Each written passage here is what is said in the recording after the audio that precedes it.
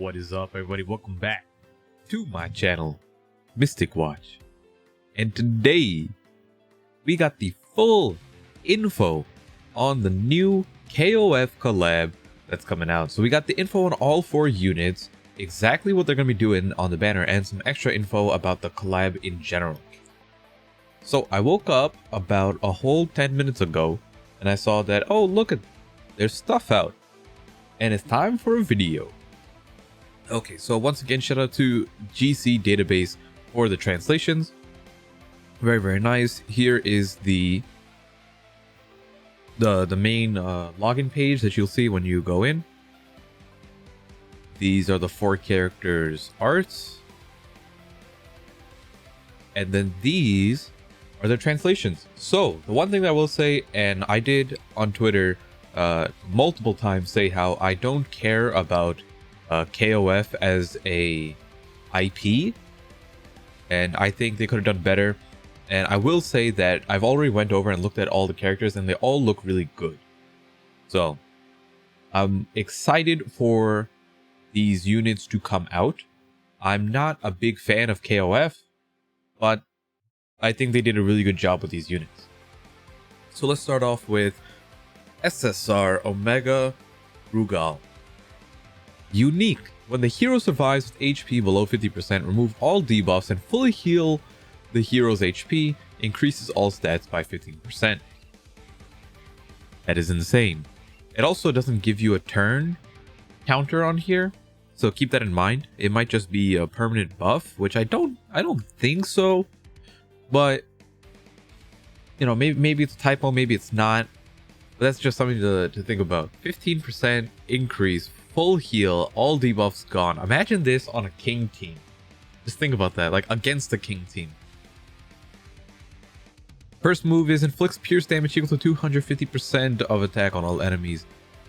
And then the second one is inflicts damage equal to 300% attack on one enemy, decreases attack related stats by 40%. So we got the Hauser or the Demon Melee signature move right here, the triple pierce attack, which means we got a green unit on the Pierce team for once, which is cool to think about. And then on top of that, we got Genocide Cutter, which is the Valenti move, right? Where you go in, get their defense down, and then you can now hit them for even harder, which I think is a really good pairing, right? Like you go and you can hard focus the unit that you want to kill. So you'd go like turn 1, you can go, let's say your team is Rugal, Blue Lilia, and Demon Meliodas. You can go start with Rugal's attack, go Genocide Cutter on whoever you want. Let's just say like Lost Fate Meliodas, and then you go 1 Demon Melee attack, 1 Gravity Smash, and that could be like a really good turn 1. And his ultimate is Gigantic Pressure, inflicts charge damage equal to 700% attack on one enemy, ignores defense.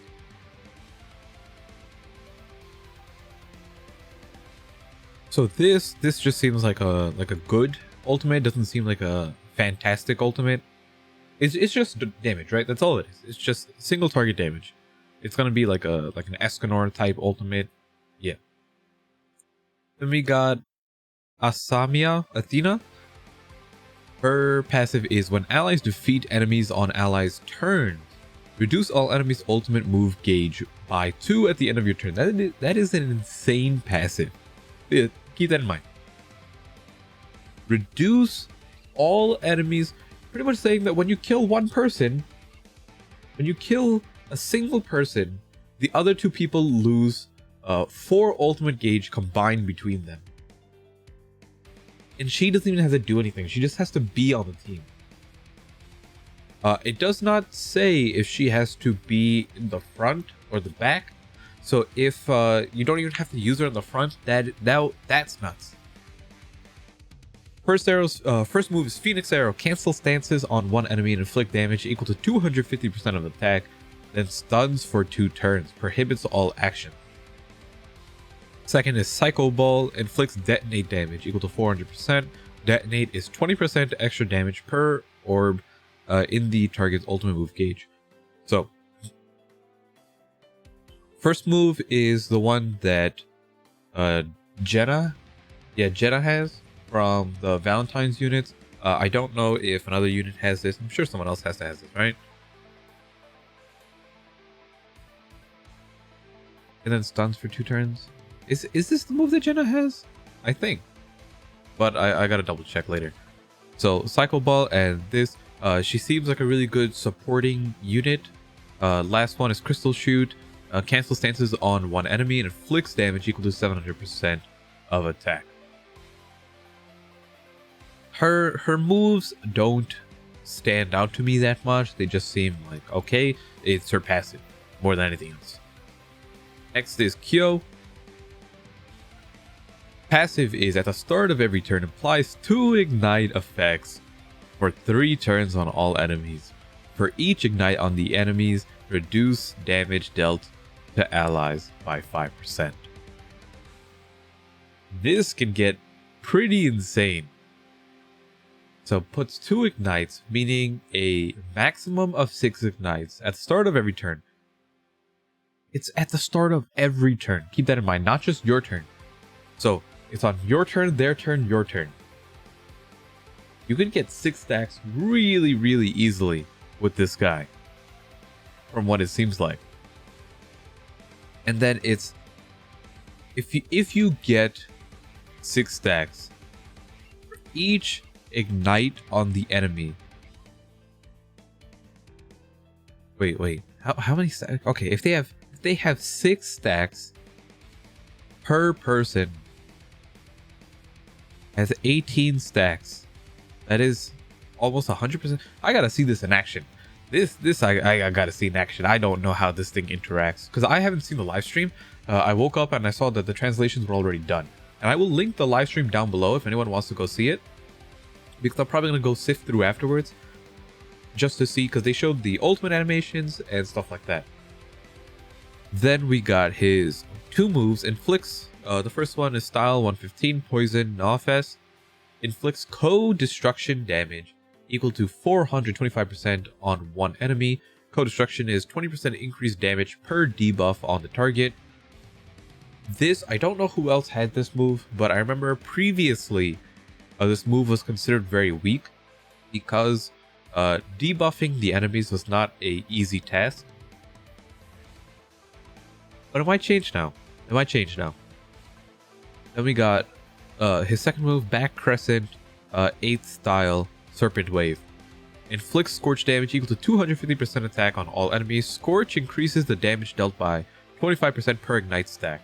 This seems like it could get out of hand, because if they have like 2 or 4 stacks on them, this is going to go out of control, and it's going to do extra damage just because they have the ignites on them. And then the last one is Final Showdown. Inflicts damage equal to 490% on all enemies, applies 2 ignites, taken for 3 turns. So I think Kyo and Rugal seem like the 2 best as of right now. Oh, well, let's look at Mai as well. Everyone here is an SSR, by the way, where normally we get 4 units and one of them is an SR. And every single one of them is on the banner. I don't know if they said one of them is going to be given out for free or not yet. But let's take a look at Mai. Her passive is, when this hero skills are ranked up, increase basic stats by 15% for 2 turns. This I know works even if you combine cards, right? So you don't, it's like, yes, you could have like a Gother on here, but if you simply like move one card into the other, this works as well. Now the first move is Waterfowl Dance. Inflicts damage equal to 450% on one enemy and depletes ultimate move gauge. Depletes 3 ultimate move gauge orbs. Okay, so this is your typical like green Merlin card, your red Helbram card, your red Zeldris card that snatches away an ultimate move. Second move is Waltz with the Fire Dragon. Inflicts amplified damage equal to 250% of attack on all enemies. Amplifies 30% per buff. I don't know. When it says increase the basic stats by 15%, this is probably going to be counted as 3 buffs, which means you can most likely, like, let's say you get like 2 Gother rank ups, you could go rank up, and this would give you 6 buffs. Then down here we got on our ultimate in Super Deadly Ninja Bees. Inflicts damage equal to 630%, ranks up the hero's skills. Okay. I really would like them to introduce moves that did the second effect first, because that makes a big difference. Like, they really need to start doing, like, first rank up the hero skills, then attack for 630%. Because like, some of these moves can just be that way, and it's a lot better. So those are 4 moves. Now, the other thing I wanted to note is over here, we're getting 55 free summons. So you're getting 5.5 multis for free on this collab. Whereas on the other ones, you'd only get a multi or 2 at most. So you're getting a decent amount.